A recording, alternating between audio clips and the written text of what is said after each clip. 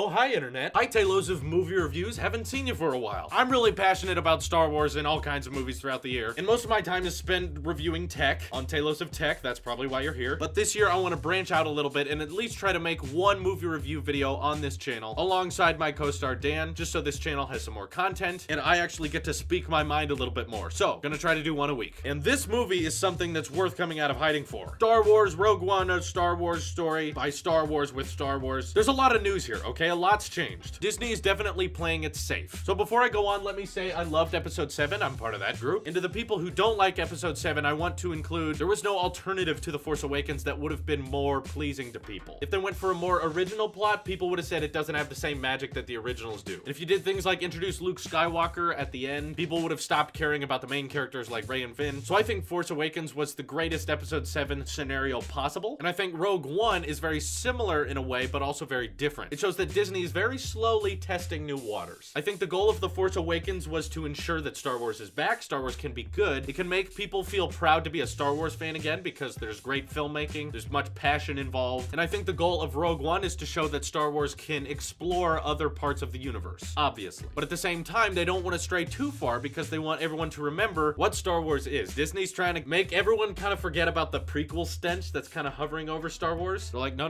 remember the originals. So they intentionally made Force Awakens very, very much like A New Hope, and now Rogue One taking place literally seconds before A New Hope. They're just trying to remind you what made Star Wars great. It was that first trilogy, or those first 2 movies, I should say. So keep in mind, when Disney is treating the largest pop culture phenomenon of all time, they cannot move very quickly. They can't go full departure from the Star Wars saga, make a totally new movie that has complete original characters with no references. I think that would be moving too far because no one would want to watch it. We have people with really high IQs over here saying, let's follow completely separate from the Empire, from the Rebellion Star Wars stories. They just take place in the Star Wars universe. Completely new characters and has nothing to do with the past movies. They're gonna beg for originality, but you also have people down here with the lower IQs thinking, hey, that's an AT-AT. AT-ATs are cool, I'm gonna watch that. That's the problem when you're moving with such a large fan base. So what Disney did is find something that's kind of in the middle. Rogue One has a lot of references to the originals to the point that almost it gets annoying. There's definitely a lot of references. I don't think they needed to be there. However, I understand why they were, so I wasn't that upset about it. For instance, Jyn Erso and Cassian are walking through the city of Jeddah, and they see that guy from the cantina scene in A New Hope say, you better watch yourself. So apparently he says that everywhere he goes. Every time he bumps into someone else, you better watch yourself. Better watch yourself. And then they destroy the city of Jeddah with the first test of the Death Star, so he must have got off really quickly. It was obviously just a play to the fans that, hey, remember that? This exists! And to some higher ranking film critics, that can get old very quickly. But remember, lower IQ fans. I'm not saying all you guys are idiots. I'm just saying you don't judge movies as harshly as some of these critics over here. So Rogue One overall, I think I agree with Rotten Tomatoes about it. I'm not quite sure why it got an 84%. I would have given it more of like an A-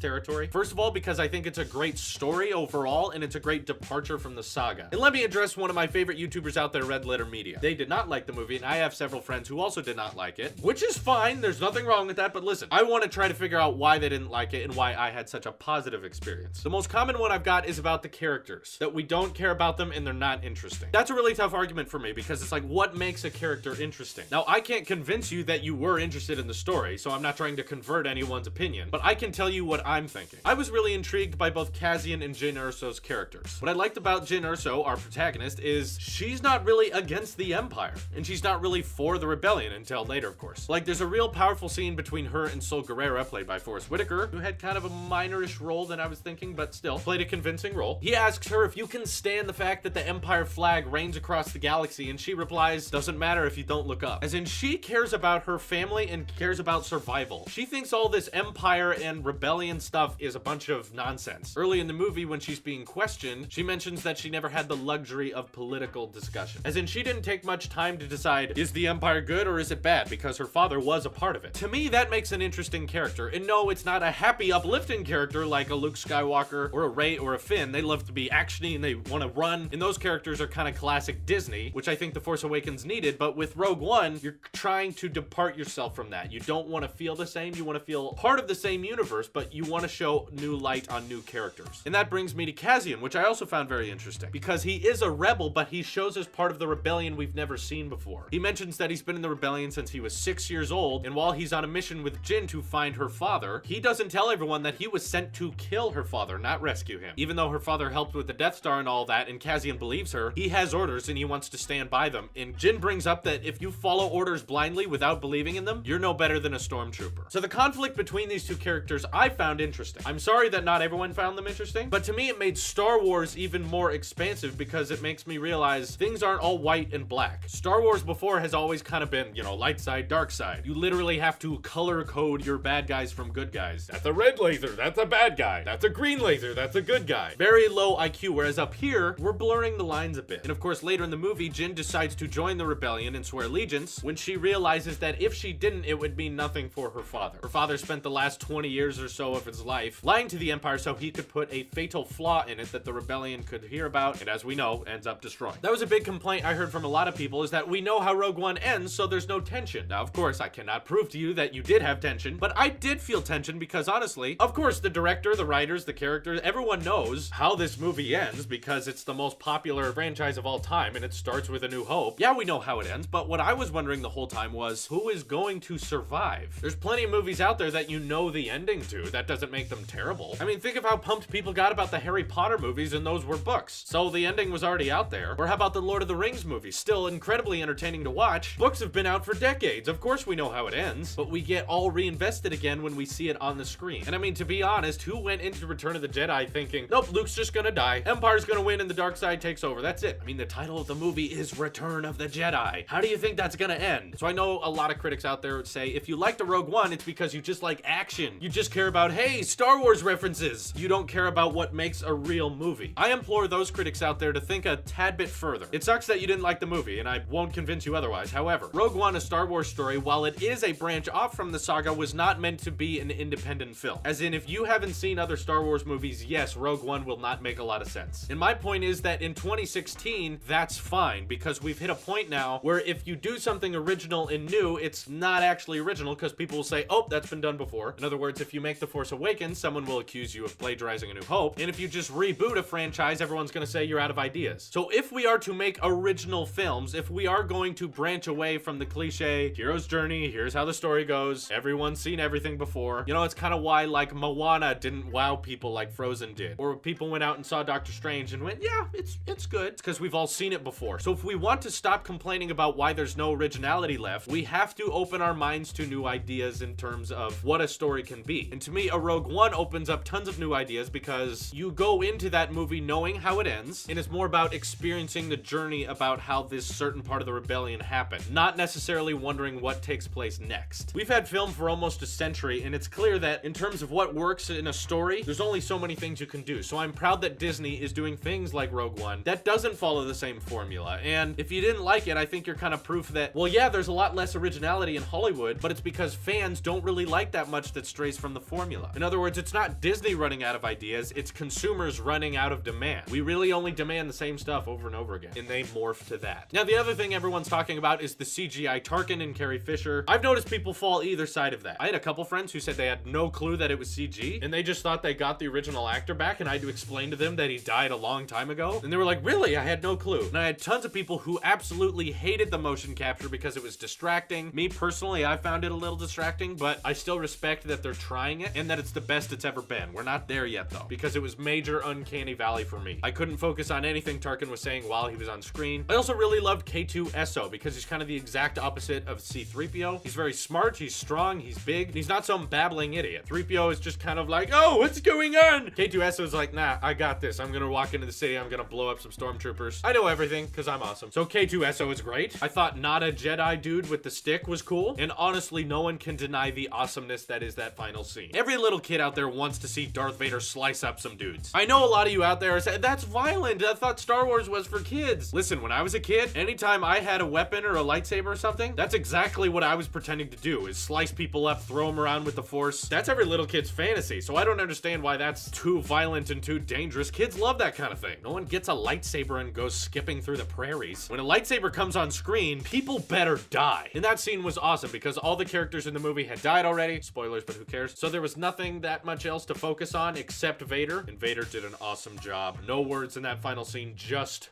murder. The scene where Vader actually talks is kind of like, it's cool and I like the Imperial March and stuff, but we don't need to hear him talk. James Earl Jones is getting old. It's like, let's stop that. Great movie, I'd recommend it. May the Force be with you on your journey. Journeys Through YouTube. I'm Darth Andy, by the way. That's my character. You know how there's Apple Sheep on the tech channel? There's Darth Andy here. So now the video is complete. See you in the next one.